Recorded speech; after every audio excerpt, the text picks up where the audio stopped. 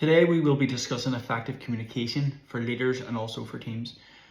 We'll be looking at some strategies to improve effective communication. We'll give you some top tips and also some advice in relation to how to ensure that effective communication is taking place. What we're going to start with is a bit of a challenge just for you to think about. What does a team that is not effectively communicating look like, and what can it result in? What happens to the players? How do the players interact with each other? What happens between the coaches and the managers? What happens between the players, the coaches and the managers? And then what happens to the overall game plan that goes on if a team is not effectively communicating together?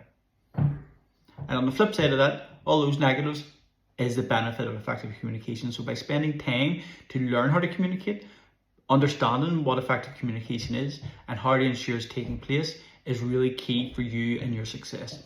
It's difficult enough to try and get messages onto the pitch if you're a coach or a manager. So what we need to be happening is that our players are effectively communicating with each other as they see the game developing.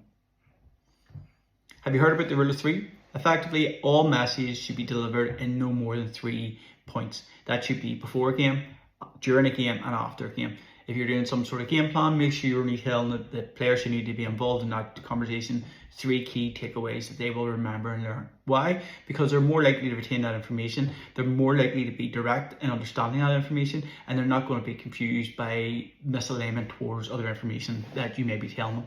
At half time, make sure you have all your data points right. Make sure the information you're telling them is related to the process that you want them to apply in the second half. Don't be going into specific points that took place in the first half and reliving those, especially if they're negative, because that will only have an adverse effect onto their listening skills. If you start off by giving someone a negative piece of feedback at half time, they will take it generally as a negative attraction to them, and they will not listen to the important message you want to tell them. If you're dealing in data at halftime, don't be bombarding them with information that they do not need to know. Keep it really simple and really concise. Don't be telling them percentages or numbers or where your turnover percentages are coming from. Keep it to really key information you're taking place at that time. And then the last one is after a game. If you are doing some sort of cool down or breakdown after a game in terms of the performance, make sure that you're relaying the same information each and every time. You're consistent in your approach there, that the format you're using is very straightforward and the players understand it, be that whether they won, lost or drew that game.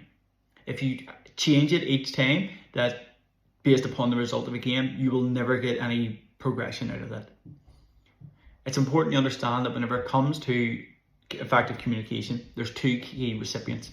There is the deliverer, the person who is delivering that message, be that the coach, the player, the manager, and then there's a person who's understanding that message. And how you deliver the message doesn't necessarily mean that the person who is the receiver is going to pick that up as intended. So it's really important that you ask the question, do you understand that? And what is your understanding of that? That allows you that feedback to make sure that you're all on the same page. One of the biggest things that you can start to do as a coach, as a player, or as a manager is to actively listening. And that is listening with intent. Don't just listen for the sake of it. Listen to understand as opposed to respond. If you can get your teams working really well on feedback loops, this sort of continuous feedback will be an improvement upon their performance because they're more open to listening. They're getting used to the feedback and they're understanding feedback as it should be, as an improvement tool, not as a big stick to beat them with.